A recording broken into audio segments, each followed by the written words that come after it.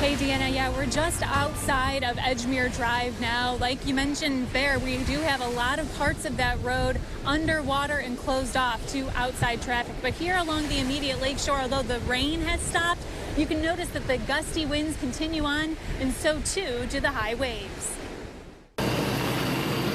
In a matter of hours, water along Edgemere Drive continued to rise today, inching higher and higher around these high water signs. Relentless waves crashing onto people's decks and homes, pushing water out into their yards and into the street. The constant sound of running sump pumps can be heard as homeowners attempt to prevent more flooding.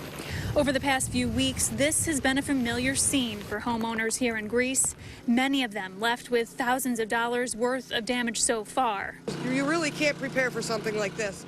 This is what you see in front of a lot of homes, rows of sandbags, and this is why the waters around Montreal have flooded neighborhoods. And as long as the water stays like this here, the water in Lake Ontario around Rochester is going to stay high. We are standing in the back deck of a house right on the shores of Lake Ontario, and normally you would see about 40 feet of a sandy beach here in the backyard. But as you can see, the water is right up to the rocks. That is the power dam on the St. Lawrence River in Messina, New York. Now, if you think of Lake Ontario as a tub and Niagara Falls is the faucet on full blast, this is the plug. Well, Brett and Jen, I can tell you that 14 poles in total are down. If you take a look behind me, you can kind of see this chain reaction, one after the other after the other. These poles are down along with the wires that are attached to them. There's glass on the ground. You can also see that RG&E crews, they're out here also. And although the snow is pretty heavy down here in the city, it's actually heavier along Lake Ontario where those winds are kicking up. Yeah, they certainly are. So we sent Jennifer Lukey out to the lakeshore in Greece. She continues our team coverage. Live from Beatty Beach. Jen, how's it going out there? Oh, Brett, Jen, thanks so much for this assignment. It is, we're calling this storm March Misery, and I can tell you it has been miserable out here all day long. But right now we're experiencing some of the highest gusts that we have felt all day long. And I wanted to show you here, we're at Beatty Beach in Greece, and take a look at Lake Ontario. I'm having a hard time even turning to look at it myself. The wind is so strong. Was it really? And was it enough to disrupt the inaugural festivities? Pat Taney has been with the crowds all day. He's live right outside the National Mall. Pat, what's happening right now? Well, I can tell you the area we're in, Brett, very calm. We are in what is known as the red zone. It is heavily fortified and very secure. In fact, just about a half block behind me, you can still see, if you look closely, the inaugural parade taking place down Pennsylvania Avenue. But just a few blocks from here, specifically 6 to 7 blocks, things anything but calm tonight. Do you know who killed Craig Rideout? The only suspect found not guilty on all charges in the Rideout murder trial speaks exclusively with News 10 NBC. Paul Tucci walked out of court yesterday a free man. Today, he answered tough questions on what happened to Craig Rideout. I'm Jennifer Mobilia. Yesterday, a jury found the Penfield father's estranged wife Laura and their son Colin guilty of murder. His son Alex was found guilty of evidence tampering, but Paul Tucci was acquitted of all charges. We have team coverage tonight, but we begin with Brett Davidson, who sat down with Paul Tucci today to get his side of the story. He has our breaking news and exclusive report. Jen, I met with Paul Tucci for about an hour today in his attorney's office. We talked about the verdict and the tension leading up to that moment, and I asked him directly whether he had any involvement in the case. You've been acquitted, but let me ask this question.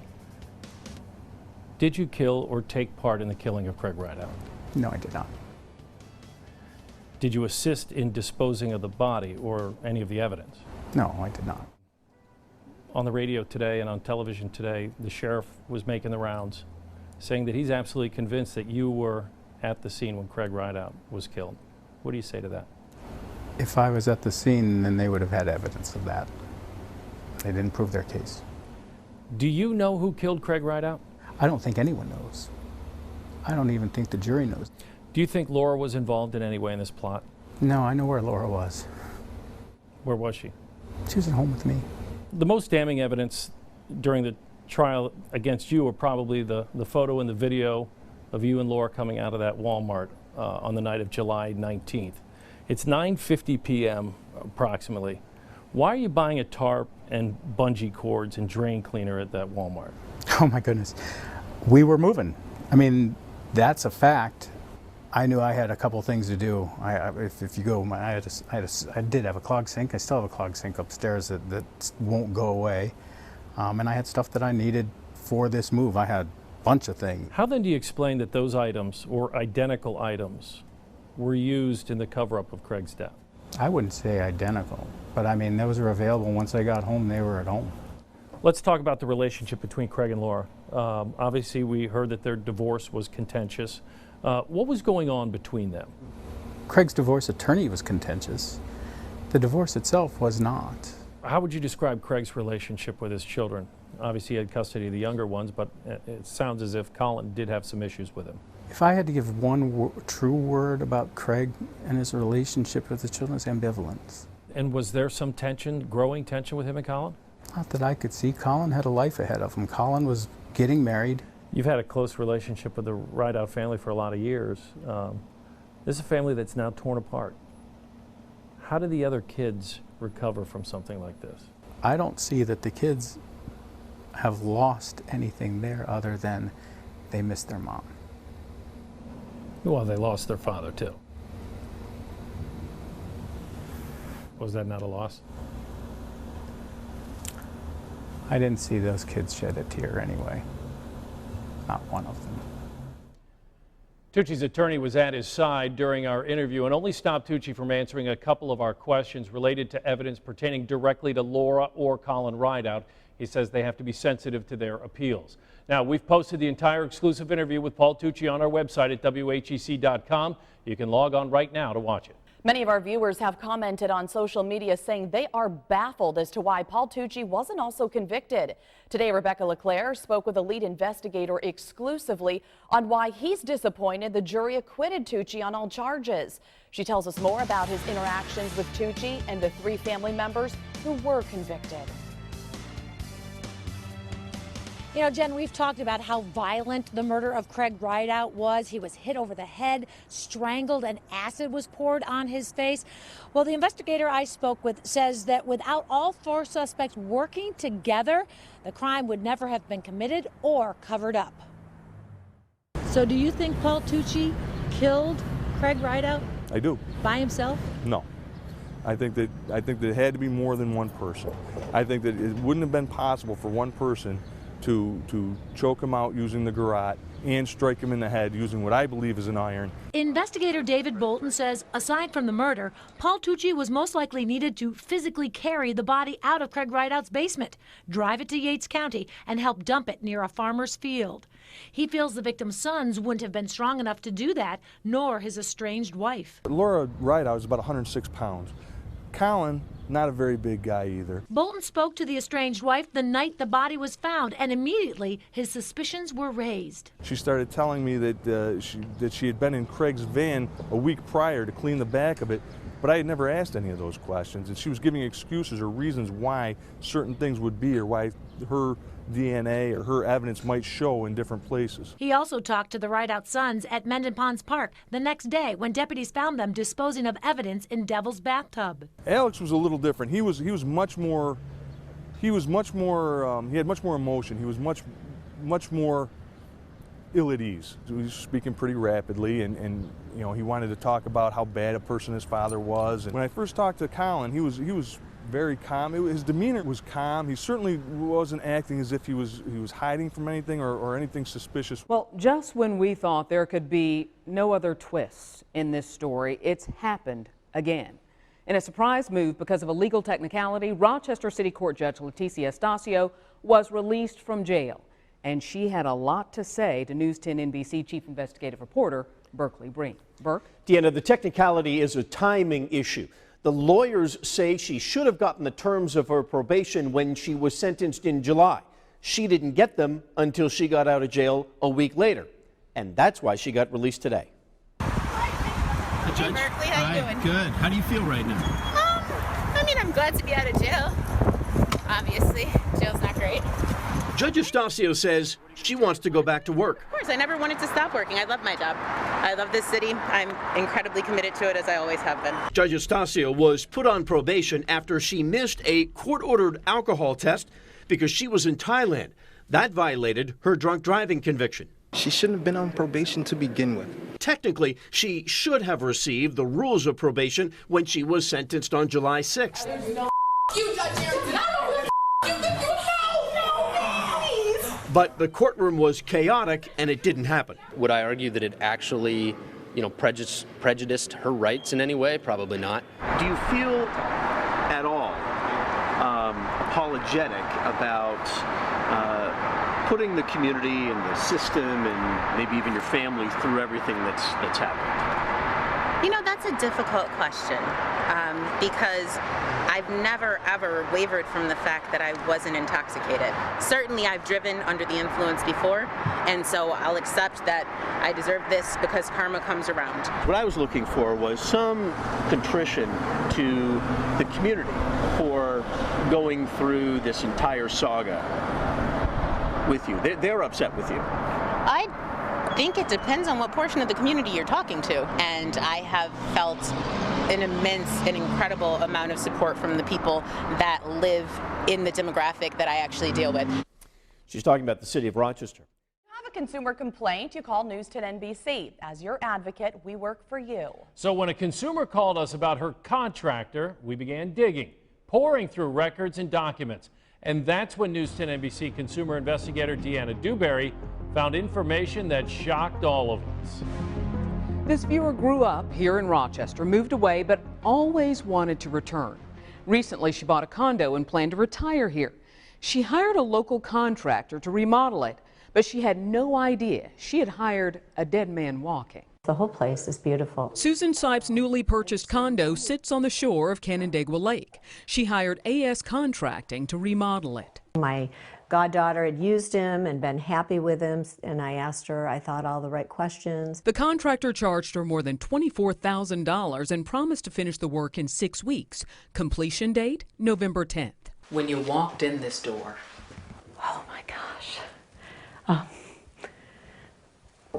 It was devastating. Devastating because her condo was supposed to be finished. Instead, she found a toilet in the kitchen, no running water, and wires dangling from the sheetrock. It's hard to do a project like this long distance where you can't just stop in every few days and look. Sipes lives in Seattle. In text messages, the contractor promised he'd finish early, before Halloween, but he refused to send pictures of his progress.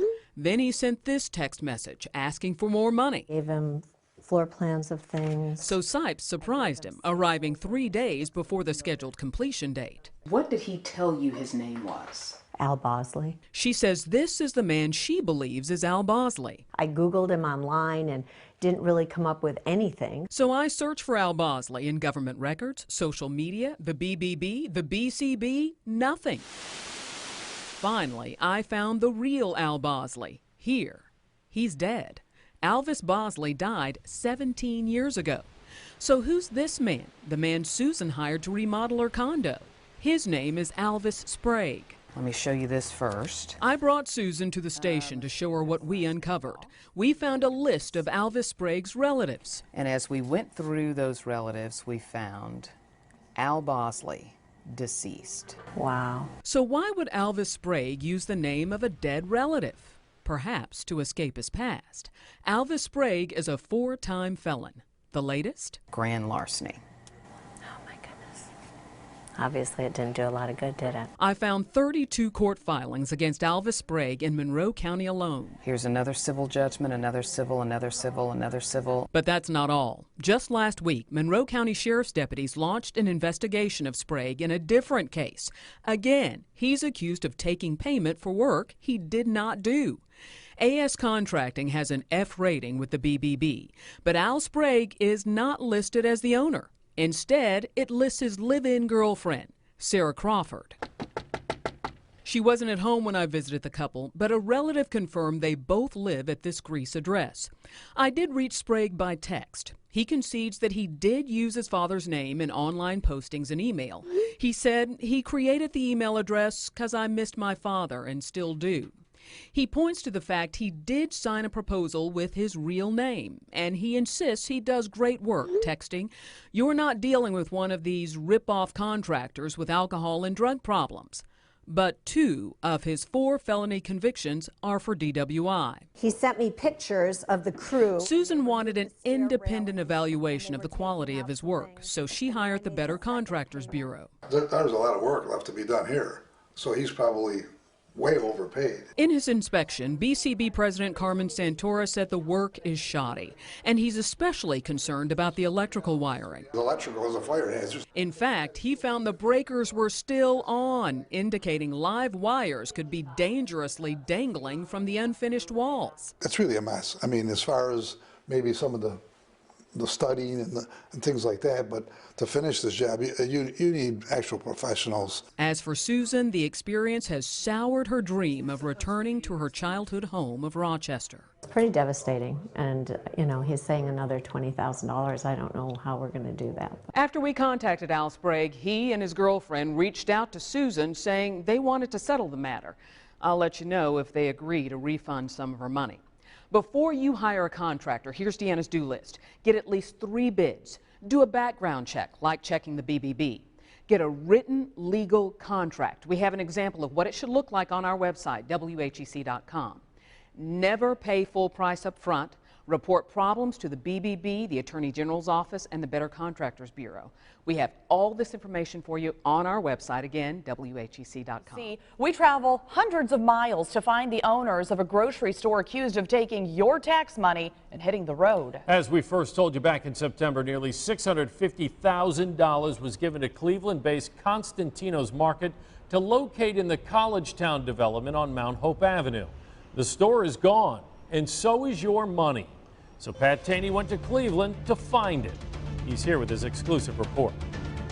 We are talking about $648,000 in federal funding from the Department of Health and Human Services. It was given to Constantino's grocery store, which opened up in College Town, was supposed to pay that money back to a Rochester nonprofit called Action for a Better Community. But the money and the store just disappeared. April 2015, Cleveland-based Constantino's Market opens in College Town on Mount Hope Ave. They got tax breaks from Monroe County, about $75 grand, and this was a $650,000 check they got outright. That's correct. Money that was supposed to be paid back to Rochester-based nonprofit Action for a Better Community, or ABC. ABC would be able to reinvest those funds into other ventures that would create job opportunities for low-income individuals. But less than a year later, the store shut down and all of that money gone. Our mission, to find this man. When they decided they were going to close, that's who we contacted to say, well, we need to talk. And that's when he communicated back that, well, they're closing, they're going to Cleveland, and see you later. His name, Andrew Revy. His title, COO of Constantino's and son-in-law of the founder of the Cleveland-based company. Trying to reach Andrew Revy. Since September, I have called, emailed, with no response. So, we drove to Cleveland. Constantino's owns 2 grocery stores here in the Cleveland area. This one behind me, which is downtown, another which is located just outside. Mr. Revy not at his office. Next stop, hi, Andy. His front door. My name's Patrick. I'm with Channel 10 based out of Rochester. I've tried to call you a few times, but we couldn't find you at the store. We just wanted to talk to you about the store in Rochester. Okay, now's not a really good time. I'm actually in the middle of a meeting. He left to get a business card with numbers and an email address, all of which I already had. These are the numbers I called. We just want to know if the $600,000. We just want to know if the $600,000 you were given will be paid back. I was not given $600,000. Not me. Action for Better Communities was not. You did not get $650,000 to open up the store. I'm sorry. RockCon Inc. was given that money. He's technically right. RockCon Inc., a limited liability corporation. We had already pulled the license for RockCon, which, take a look, does business as Constantino's Market. The woman who signed the license, Anna Mavromichalis, daughter of the store's founder, wife of Andrew Revy. So it's not Constantino's that benefited from that money? It's RockCon Inc., which is the corporation that opened up the store. So you did not open the store? Okay. Well, when will you be available? Back in Rochester. That's the fellow that we negotiated with. We showed our encounter to James Norman, president and CEO of ABC. Remember, they lose out big in this deal. Well. So what do you think? Well, he didn't want to talk. He's trying to obviously not have any association between the $648,000 loan that he received and Constantino's itself. While Revy shut the door on us, Constantino's, or I'm sorry, RockCon Inc., may have bigger worries, legal ones. ABC has been given the green light to pursue legal action. So hopefully there's still some trail that we can follow. That might result in some kind of benefit back to the community. Hours ago, I got an email from Andrew Revy saying, quote, RockCon Inc. was a standalone company under the Constantino's name. He says it's been dissolved and they have no assets and consider this issue resolved. ABC does not, however, and again will pursue legal action. Monroe County also wants back the $75,000 in tax breaks it gave Constantino's. Back to you. Thank you, Pat. We reached out to U.S. Senator Chuck Schumer about our story. He played a role in securing that federal money for Constantino's. A spokesperson gave us this statement, quote, by not returning this money, Constantino's is taking advantage of a vital grant program on the backs of hardworking American taxpayers. The Department of Health and Human Services has green-lighted Action for a Better Community to take legal action against Constantino's to recoup the loan for the taxpayer. The sooner that happens, the better. Well, tonight burglars will break into at least 3 homes in the area, but it doesn't have to be that way. We're about to show you the most unique crime prevention story we've ever done. This is about protecting your home and the valuables you have inside. To do this, we asked the experts, convicted burglars. Chief Investigative Reporter Berkeley Breen got the prisoners to answer the questions. Who's going to know more about breaking into homes than the people who actually did it? That's why we sent this questionnaire to more than 200 inmates in state prison doing time for burglary. Here's the questionnaire. 17 questions to men and women locked up for burglary. How did they typically break into a home? Most said they found an unlocked or open door or window. Only a few said they smashed their way in. This door right here, I came home from work and noticed the door was just wide open. That's how a burglar got into Jamie Bayo's home in Rochester. Do you think maybe they came in through one of these windows? I do. What did they take? I noticed my laptop was gone, a few pieces of jewelry of mine, some of my medications, stuff like that. That fits with what our inmates said. We asked, what was the first thing you looked to steal? The answer? Jewelry, electronics, and cash. At Thanksgiving, we started compiling the name of every inmate from Western New York doing time for burglary. After New Year's, we sent the questionnaire and a stamped return envelope to more than 200 prisoners. And over the last few weeks, the responses started coming in. We promised the inmates their answers would be anonymous. We asked, where did you look for hidden valuables? Most said bedside drawers. So they're going into your bedroom after they get into your house. One inmate wrote, dresser drawer, under the mattress. Another wrote, everywhere. What time of the day did they prefer to break in? Early morning and afternoon, when you're at work. That's when they got into Jamie's house. It kind of just kept me on edge a lot, thinking when's the next time someone's going to attempt to break into the house. I've been a police officer for almost 32 years and an investigator for about 20 of those. I shared the inmates' answers with RPD investigator Frank Camp. He said the answers confirm what police know about protecting your home. When we asked if a home alarm went off, what would you do? Almost every single inmate said, leave immediately. Just the sound of the alarm itself is enough to scare somebody out of the house and prevent further damage. Did lights on in the home make you think twice? Most said no. What about a dog? One inmate said he would stay away because he could get bit, bleed, and people would get my DNA. Another said, when you're hooked on drugs, you don't care what happens. So, Sam, as we drive through this neighborhood, what are you seeing? I see, for back in my days, a golden opportunity. Coming up, we're going to take you in the car as we drive through a neighborhood with a man who has broken into dozens of homes. Our career burglar identified a number of homes on this street as prime targets. What he liked about them, coming up. He has straightened his life out, but after a life of crime, Sam Pacheco still remembers what it was like to canvass a neighborhood, and he knows what you can do so that your home doesn't get hit. So, Sam, as we drive through this neighborhood, what are you seeing? I see, for back in my days, a golden opportunity. A golden opportunity to break in. Sam Pacheco is in his 50s and spent a total of 25 years in prison.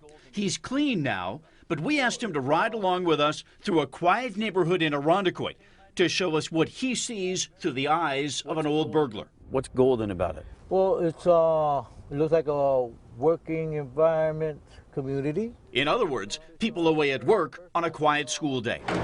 When we asked the inmates serving time for burglary in New York State prisons, what was your ideal target for a burglary? They said people and families at work during the day. If they did surveillance on a home, what were they trying to figure out? When and what time the whole family is gone. Did it make a difference if there was a car in the driveway? Yes. See, we got too many cars there. Somebody's definitely home. Most inmates said they knocked before breaking in. So did Sam. What if you rang the doorbell, knocked on the door, and somebody came to the door? What would you do? That's what I would do. I would prepare my questionnaire. You know, does such and such live here? So you had a backup story ready to go if somebody came to the door? Yeah, I would have to. So did most of our inmates. We asked them, what would you do or say if someone answered the door? They answered, I'm doing a survey for school, or I'm looking for a friend and said he was at this house. If you were to tell these homeowners to do one thing, what would it be? Like you said, these homes around here, they look more well structured. Like this house right here, if they got that DTC, I know that's well secured. The inmates said, get security cameras or a big dog. Don't be flashy. Hide things of value in your basement. Put a security sign in your front lawn.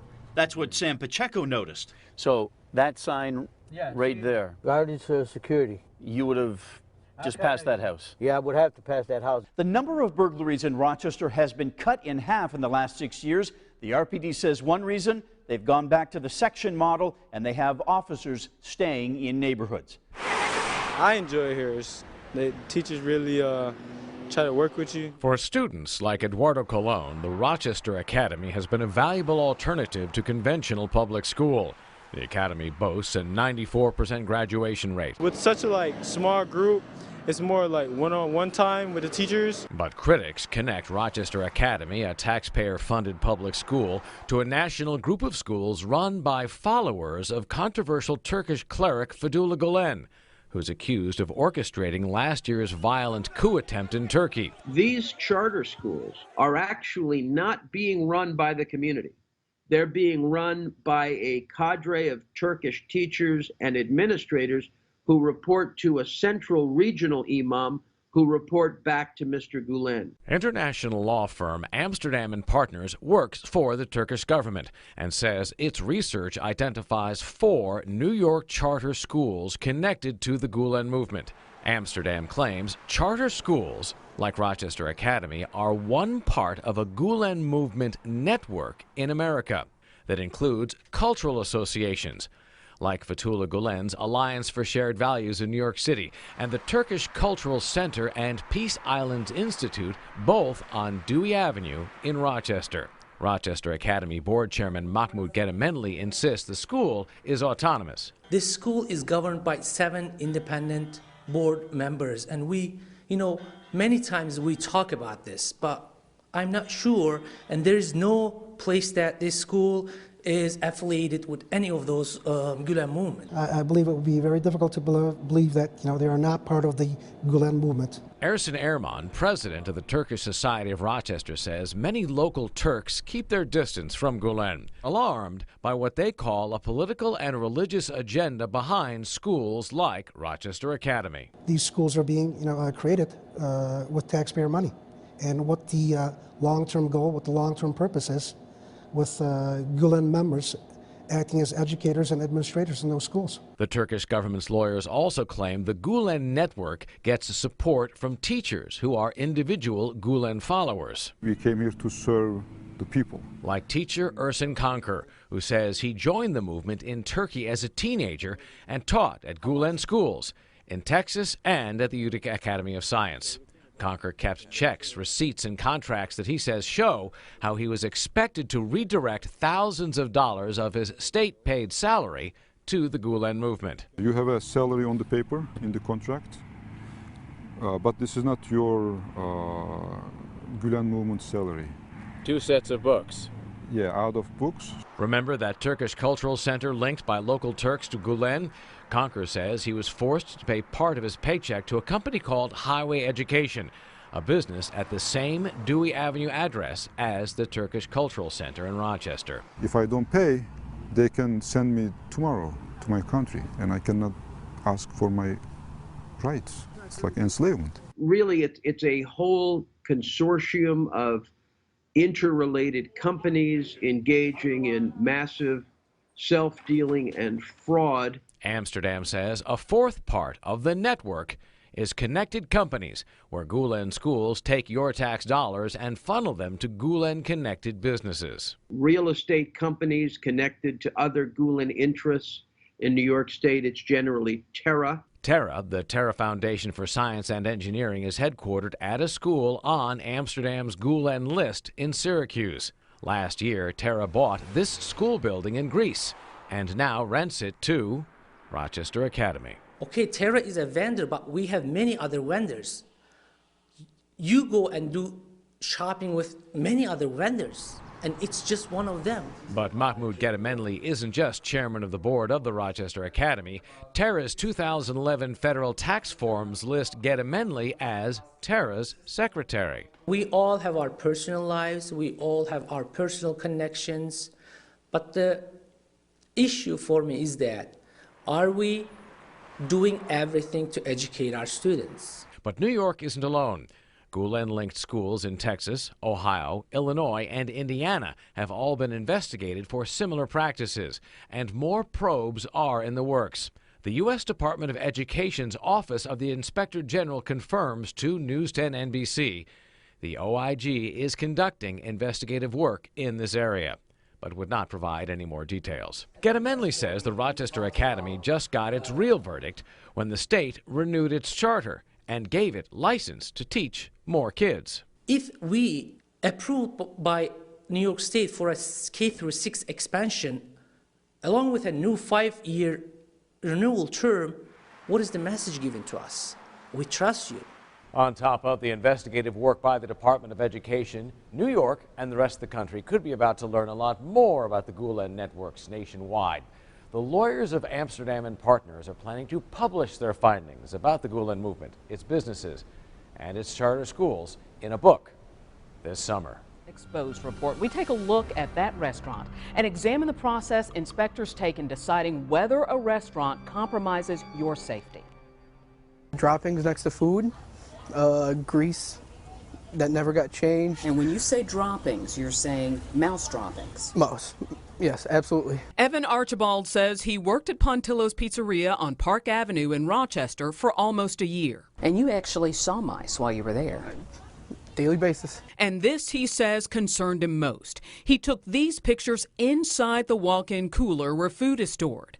They showed what he says are mouse droppings littering the floor. And we could see raw chicken that was uncovered. Uncovered, literally inches away, on top of the droppings. He also documented dough racks covered in what appears to be mold, as well as dirty floors and cutting boards. And he didn't stop there. I contacted the health department.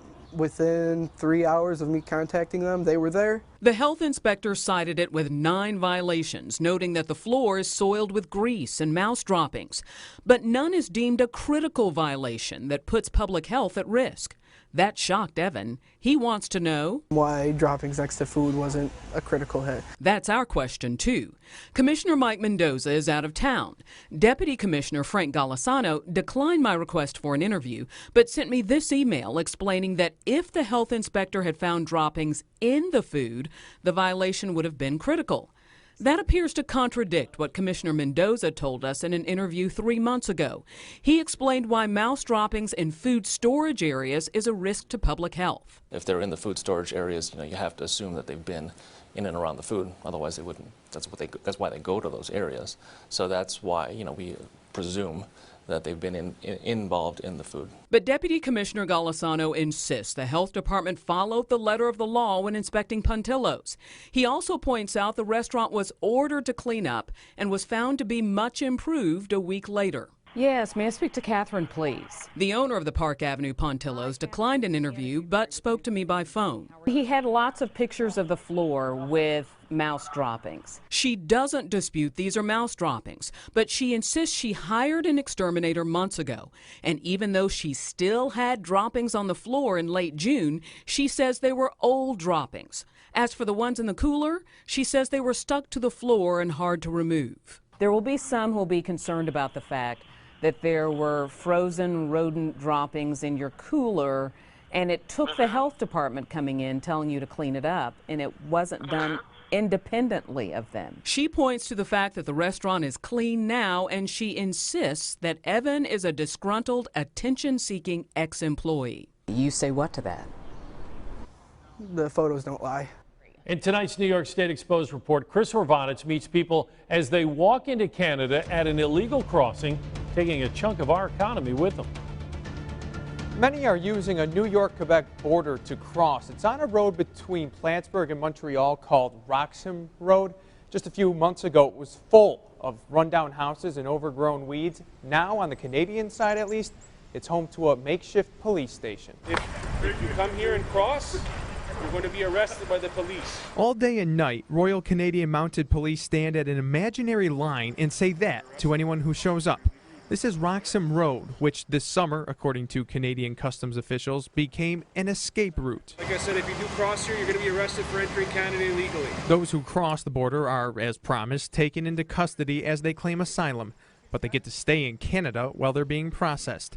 Here we met Gracia, a Panamanian who has been in the U.S. for 6 years. She told us she's here illegally. Just want to leave. What makes you scared to be here? It's just different. Gracia and her companion decided to turn around, but many others do cross. On the other side of the border, we saw 5 people get on this bus. They just came across that crossing on Roxham Road. They've been arrested, and they're now being taken about 2 miles from here to the official border crossing to be processed. It was a busy summer for the Mounties. The number of asylum seekers they've taken into custody skyrocketed across the entire country. Most of them are arrested in Quebec. It's because of the policies in the United States. Jean-Pierre Fortin is the head of the union that represents Canada's customs agents. He says refugees know about Roxham Road through word of mouth. We don't have sufficient officers to deal with the matter right now. It could be a problem for us, too. Our farmers, some of New York's biggest economic drivers, have noticed the recent change. It's getting harder and harder to attract even migrant workers, I think in large part or significantly because of the enforcement actions that are going on. Steve Ammerman, who works with New York's Farm Bureau, says there's a trickle-down effect. We've seen more farmers, particularly in the dairy industry, are looking more and more at robotics. They're going to mechanize the milking. Expensive. It is expensive. An expense farmers say could eventually have to get passed down if this trend continues nationwide. Yep, we'll get it looked at. Federal officials have taken a hardline stance on immigration this year, pointing to safety concerns. We want them to have an opportunity at the American dream. But that doesn't mean that we leave our borders wide open. Gatestown Supervisor Mark Cassini has applauded the effort. The numbers don't lie. Stricter enforcement will save lives. There are a number of criminals that are looking to get into the United States. We believe in immigration. We believe in tolerance. But it's a stance Governor Andrew Cuomo has fought. In January, he said New York will be a beacon of hope and opportunity for refugees in New York. So I asked him for his take on the recent exodus through the Empire State. He chalked it up to geography. Our state has taken the position that we're not enforcing immigration law. That's a federal responsibility. But the feds can deport you from any state.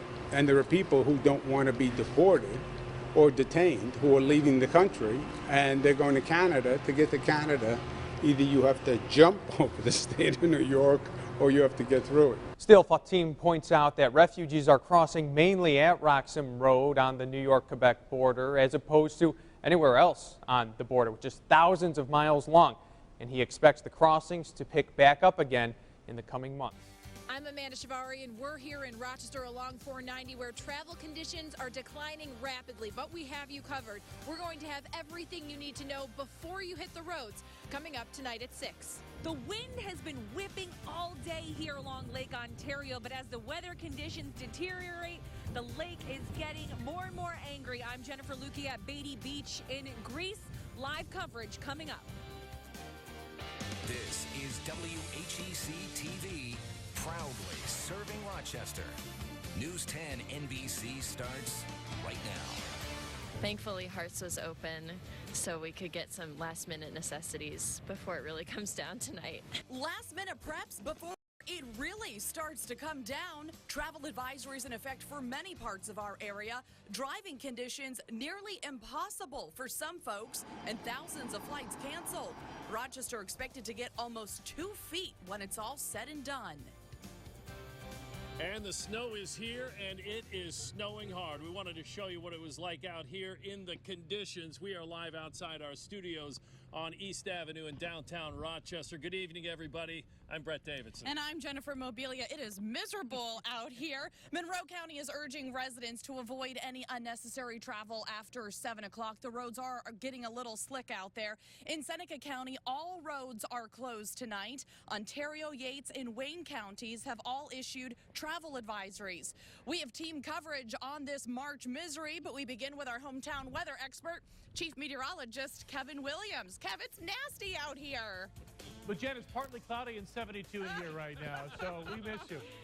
We hope you're doing well. It is a nasty night. I mean, we're a week from spring, and it just goes on and on. The thing about this system, it's just not going to end. It's going to continue to snow and snow. It hasn't stopped since just after 7 o'clock last night, and it's going to continue to snow right through the night into tomorrow morning. So here we go. Let's talk about where we are. First of all, the winds, a big issue across our region right now, and that's as expected. And you can see those winds. Lake Ontario is just roaring right now, and Jen Lukey will have more on that in a second. Here is Sodas Point, and that's a concern because the lake level is high, got some beach erosion concerns, and of course, all that blowing and drifting. So here is the setup. Snowfall amounts in our area so far have been in that 7 to 12-inch range. We anticipate another 4 to 8 inches tonight. Most of us will easily have 12 to 18 inches. A few spots will exceed 20. Blowing and drifting, you bet. We've got that now, and it will continue to be the story overnight. Live Doppler 10. This picture just has not changed, and it's not going to change now, tonight, or even tomorrow morning, to the extent that it's just going to continue to snow area-wide, mostly light to moderate, but occasional pulses of heavier snow with lake enhancement involved as those winds come in off the lake. And those winds really are an increasing story now. My colleague Jen Lukey at Beatty Beach up on the lakeshore, I'm actually a little envious. If it were my day off, I'd be there just taking in the sights, Jen. How's it going up there right now? Would you, Kev? Would you really be standing out here for as long as I've been out here? I don't know about that. I want to just get out of the way and show you what it looks like here. The winds are whipping, and they have been all day. Take a look at the lake. You can see just how ferocious these winds are driving these waves, and as I turn to look, I can barely keep my eyes open, and there's probably some water getting on the lens from the spray, and you can see just how much ice is accumulating here. This is accumulated just since we've been here today. And as you said, there's some ice dams in the distance that you can see, and that's sort of offering some protection to the homes in this area, but just obviously a miserable day. At 5 o'clock, we told you some of the homes here are still without power after the storm. Well, guess what? At 6 o'clock, here's the National Grid trucks, National Grid trucks, it looks like, in from out of town and helping out to restore power here. A couple of the homes didn't have it, so obviously they were concerned about what this storm would add on top of the storm damage they already had from earlier this week, but just been a miserable day here altogether. As the whipping winds continue to create huge waves on Lake Ontario, those who live near Beatty Beach are at least a little protected. The weather conditions before today's storm created an ice wall of sorts in front of their homes and cottages. That dam shielded them from some of the wind and snow today, but clearly they still are getting walloped. Mike and Kathleen Dentino used to bring their kids to the beach in the summer, so today they stopped by to see the other extreme. Just to see, what's going on, see how bad it is. You hear all the business on TV about, these terrible weathers. You come out and you experience it a little bit. Notice he got to experience it from the warmth of his car. He has come and gone, and we are still here. And I just want to give you one more look at the lake right now because it is incredible to be standing here. I'm having a hard time even standing here. I have a wide stance, and my photographer is buckled down because the wind is just so aggressive here. And obviously with the increase in the snow, that's not helping anything. Just quite a sight here at Lake Ontario. We're going to send it back to you guys in that nice warm studio while we go to our car to warm up here in Greece. Jen has a lot of courage, doesn't she? Oh, she sure does. I Bless thought it her was heart. rough here, but Yeah. it's a lot rougher up there by the lake. Absolutely. Well, we've heard a lot on the national news about the nor'easter that's hitting the East Coast. But it's not the nor'easter, but rather the lake effect snow that is adding to our storm totals. Hometown weather expert Amanda McDonald joins us live from Cobbs Hill Park to explain why. Hi, Brett and Jen. As we do take a look, this is still part of the nor'easter that's making its way into our area. But as we head into tomorrow and overnight tonight, we will see more lake enhancement coming in, and that's mainly going to affect folks closer to the lake shore. Some of the higher elevations, the Bristol Hills, we'll see some additional snowfall tomorrow again, but the hardest hits locations for tomorrow will be closer to the lake shore, where we could see several more inches piling up. Right now, very low visibility, but folks are outside enjoying sledding here at Cobbs Hill. Can see at the very most a quarter mile. The wind chill is well below zero. Kids and adults buttoned up, but the bare skin is just frigid out here right now. Best to stay indoors and wait till the temperatures warm up a little bit. We'll take a closer look at what you can expect again for the next couple of days coming up with Kevin in just a few minutes. Live at Cobbs Hill, a meteorologist, Amanda McDonald. Amanda, thank you so much. As we've been telling you, the snow continues to fall. In fact, it has now been falling for 22 straight hours, and crews are working to keep those roadways clear so this doesn't cause a headache for drivers. Let's head out live now to Amanda Shivari, who joins us from 490 downtown. Amanda, what are the road conditions like out there? Well, Brett, they are deteriorating, and they are doing so quickly. They are very slippery and snow-covered, as you can see behind me. This part of 490 is basically completely snow-covered, but those plows, they are coming around. It has been about an hour since we've seen them move through this part of 490, but the tricky part here for plows is that the snow is coming down so frequently and so much that as soon as the plows move through the area, the snow basically has already covered the road once again shortly after they leave. But that is, again, the tricky part for plow drivers. The tricky part for drivers is the blowing snow that we're seeing. We're going to get to that in just a minute. If you are not planning on going on highway roads, we do have some information from drivers who are out on the city roads about the conditions like there. Take a listen. Just take your time, be careful, and it should be okay. Plus, I have good tires. I mean, I guess I've seen worse, I guess. It was Rochester, and it's the last one, so hopefully, I guess. Grin and bear it. Yeah.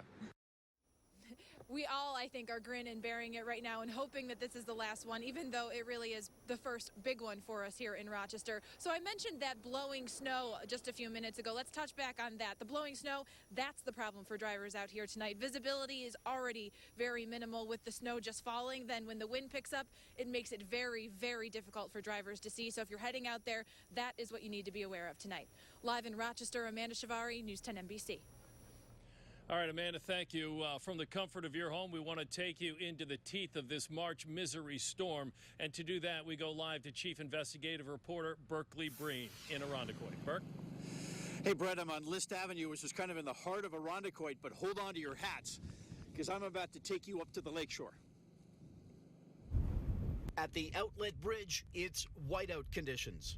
So we're trying to take you into the teeth of this storm. That's the outlet bridge into the Irondequoit Bay. We're walking out the pier to Lake Ontario, and it's difficult footing. We were walking straight into the wind. The wind is intense, and it's blowing the sand and the snow, hitting your face like it's sandpaper. The power of the wind pushed 2 feet of sand and snow up onto the pier. It's come all the way up to the railing on the pier. And now, look at what the weather is doing to Lake Ontario. With the white-capped waves of Lake Ontario crashing into almost like a wall of ice that has formed along the lakeshore here in Irondequoit. Let's go inland in Irondequoit. Just as much snow, but we're protected from the wind. Mark Comstock was clearing his driveway again. First a windstorm, now we got this snowstorm. What kind of impact is this having on you? Well, it's a little bit of an inconvenience. Luckily, we've had a generator, so we've been able to at least keep some heat, and we have light in our living room. And we were able to get power back on it for Mark and his neighbors today. We're going to show you how we did that coming up at 7. But right now, I want to introduce you to the one person we found that absolutely loves today's storm. This is Sky, and today is his birthday. He gets a snow day on his birthday. Sky, thanks for joining us here. How old are you today? I'm 12 today. And where do you go to school? Iroquois. And who's your favorite teacher? Mrs. Greco. Okay. Happy birthday, Sky. Hopefully Mrs. Greco is watching tonight. We'll be back at 7 o'clock to show you how we helped this neighborhood get power on. And they needed it with this kind of weather. We're live in Irondequoit, Berkeley, Bree News 10, NBC. Indeed. All right, Burke, thank you. Thousands of people are still without power tonight, and the snow, as you can imagine, isn't helping. Here are the latest power outage numbers for you. At this hour, RG&E is still telling us that 1,100 customers are without power. The majority of those outages are in the city of Rochester, Greece, and Irondequoit. And the problems in Greece continue. Long Pond Road is still closed. This after last week's historic windstorm. The town of Greece has more than 50 plows out at this point, but the snow is delaying work on Long Pond Road. Crews are still trying to repair phone lines. Greece Town Supervisor says avoid unnecessary travel there. We've got a lot more coming up for you. How this is impacting travel at the Greater Rochester International Airport. Plus, need someone to plow your driveway? There's an app for that. We'll show you how it's being used in Rochester. And good luck trying to get to New York or many of the other bigger Northeast cities for that matter. As for flights in and out of Rochester today, nearly all flights have been canceled. American, United, and Delta Airlines have issued travel alerts. All of them are waiving rebooking fees for flights within affected regions. If you have a flight this evening or tomorrow, you will need to keep checking with that airline to see if they're back on schedule. We have the airport information linked to our website, whec.com. Just look under Traffic tab. The snow is piled up on driveways and sidewalks. If you do not have a plow service, you can't shovel the driveway yourself. Plows and mows are there to help. It's being called the Uber of snow plowing. With a tap of a finger on your smartphone, you can get a plow driver to clear your driveway. Just open the app on your phone, type in your address and credit card information, and the app will search for a plow driver for you. 100 plow drivers are on the roads today working for the app. Our snow coverage continues with this March misery. How much snow could you see into tomorrow morning? Kevin will tell us how much longer this storm is going to last when we come back. Now, your forecast with meteorologist Kevin Williams, your hometown weather expert. And it just keeps on snowing. Good evening to all. Earlier this afternoon, the airport came in with an official observation of 4.7 inches, but it's been snowing heavily there in the Gates area. They now have 10 inches of snow on the ground, and we have more inches of snow ahead of us. So lots of information to impart. Let's get right to it. Our weather watchers checking in for us right now. These are some tallies for you. B in Springwater, so far 12 inches. Dave Parrington, 6.5. But remember, these numbers are being added to continuously. So we're going to see those numbers continue to expand. And the wind is an ongoing issue, especially near the lakeshore. If you have a home on the lakeshore, you know about it. You saw Jen Lukey's reports. We're at Sodas Point, sustained at 31, gusting to 41. And anywhere on the lakeshore, you've got those crashing waves, the ice flows, the blowing snow. It's just that kind of setup. And we are anticipating another 4 to 8 inches of snow tonight.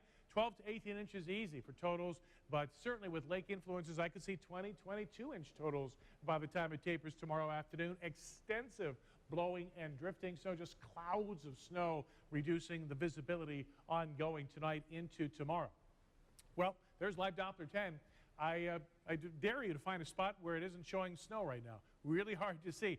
Maybe a little spot there south of Naples, but otherwise we're just blanketed, literally and figuratively, with snowfall. The storm system itself a little farther west in track, so it meant on the coast. They avoided the blizzard here. They changed to rain. The area hardest hit, just so you know, central New York, eastern New York, northeast Pennsylvania. So much so, there was an avalanche today near the Poconos. 2 to 3 feet of snow there. And of course, we're getting it pretty good as well. And we will continue to see it all night tonight. Now, your Futurecast latest rendition. Here it is, 8 o'clock. Yeah, it's snowing. Remember, the darker the purples and blues, the heavier the snowfall. It just continues overnight. There's tomorrow morning. As we go through the midday, it's still snowing, finally tapering and ending by the end of the day. Right now, we've got 19 degrees at the airport. Hey, but the wind chill is 4. Wind chills tonight, 0 and below much of the time, owing to those rather raw, uninviting northerly winds. So snow tonight, a fresh 4 to 8 inches on top of what you saw today, with extensive blowing and drifting snow with local whiteouts. And these are gusts for most of us to 35.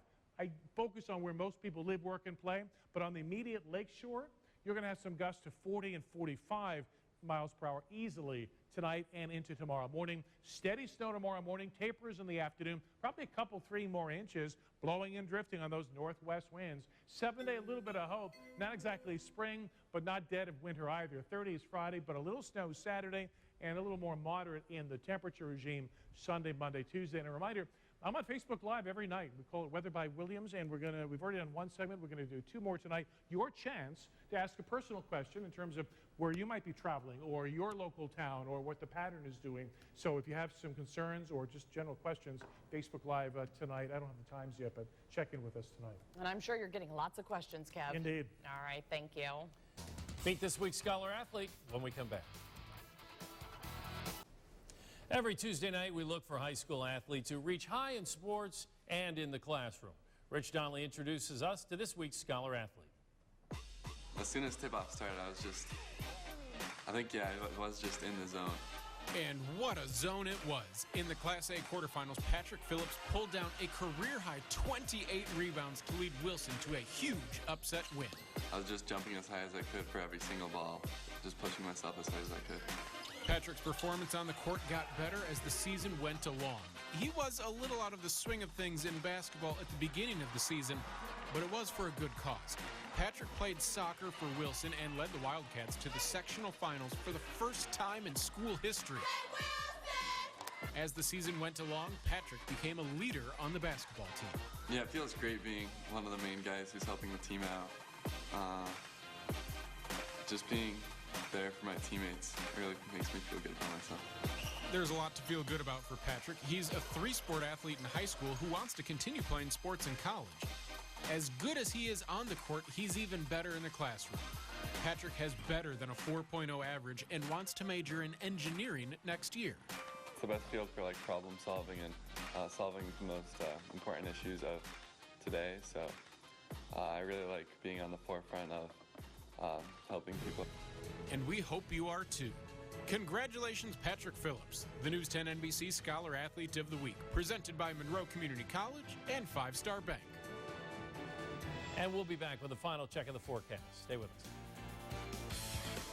Well, it looks like we'll still get quite a bit of snow into the evening. For a final check of that forecast, let's check with your hometown weather expert, Chief Meteorologist Kevin Williams, who is outside on East Avenue. Turnabout is fair play. I know, it's kind of nice out here. In fact, I could use a little cool iced tea if you have a chance.